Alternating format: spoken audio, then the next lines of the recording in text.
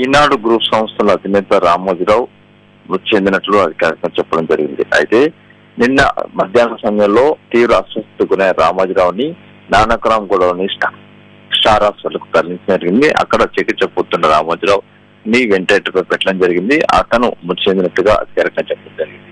అయితే దీనికి సంబంధించి చూసినట్లయితే కొన్ని వారం రోజుల క్రితమే రామోజీరావుకి గుండె అంటే ఆపరేషన్ కూడా చేసి స్టంట్ కూడా వేయడం జరిగింది. ఆ తర్వాత అతని పరిస్థితి విషమించింది. అయితే గత కొంతకాలం నుంచి కూడా రామోజీరావు తీవ్ర అస్వస్థతకు గురవడం, తర్వాత తీవ్ర అనారోగ్యం కావడం వల్ల అతన్ని రామోజీ ఫిలిం సిటీకి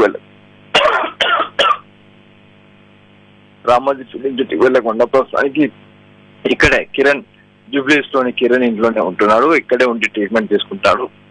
ఇక్కడ నుంచే పూర్తి కార్యక్రమాన్ని నడుపుతున్నారు. అయితే నిన్న మధ్యాహ్న సమయంలో రామోజీరావుకి తీవ్ర అస్వస్థతకు గురి కావడం అతన్ని వెంటనే నానక్రామ్ లోని ఒక స్టార్ ఆసుపత్రికి చికిత్స తరలించారు.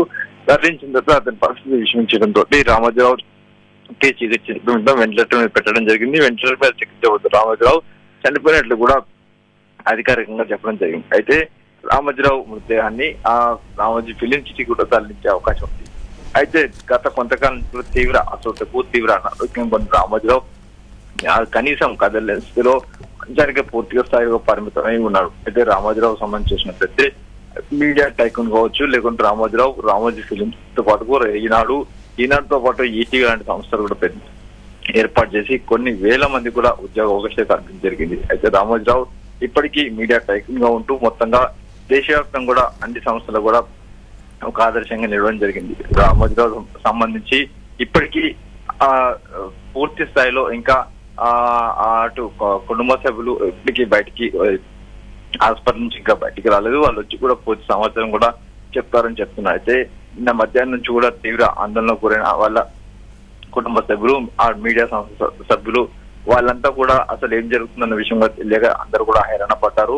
నిన్న మధ్యాహ్నం 3 గంటల నుంచి కూడా అసలు ఏం జరుగుతుందో విషయం కూడా ఎవరు కూడా బయటికి రాలేదు. కానీ నిన్న మధ్యాహ్నం హాస్పిటల్ చేరిన తర్వాత వెంటిలేటర్ మీద చికిత్స అందిస్తూ అక్కడే ఉంచడం జరిగింది. వెంటిలేటర్ మీద చికిత్స అందించిన రామోజీరావు చివరికి కన్ను మూసినట్లుగా చెప్పడం జరిగింది. ప్రస్తుతానికి రామోజీరావు మరణించారని చెప్పి అటు అధికారిక వర్గాలు కూడా చెప్పడం జరిగింది. దీనికి సంబంధించి ఈనాడు సంస్థలు కూడా ప్రకటన చేయడం జరిగింది. కాబట్టి దీనికి సంబంధించి ఫర్దర్ గా కుటుంబ సభ్యులు అటు రామోజీరావు పార్థివ దేహాన్ని అటు రామోజీ ఫిలిం సిటీకి తరలిస్తారా, లేకుంటే వేరే ఎక్కడైనా తరలించి అంత్యక్రియలు జరుపుతారా అన్న విషయం కూడా ఇంకా స్పష్టంగా తెలియాల్సిన అవసరం ఉంది. ప్రస్తుతానికైతే రామోజీరావు నిన్న మధ్యాహ్నం తీవ్ర అస్వస్థతకు గురి కావడంతో స్టార్ హాస్పిటల్లో చేర్పించారు. అక్కడ వెంటిలేటర్ మీద చికిత్స పొందిన రామోజీరావు మృతి చెందడం జరిగింది. గత వారం రోజుల క్రితం రామోజీరావు స్టంట్ వేయడం జరిగింది. గుండె ఆపరేషన్ చేసి స్టంట్ వేయడం జరిగింది.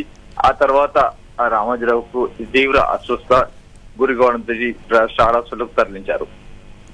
Right Ramesh వెట్ల, thanks for the updates.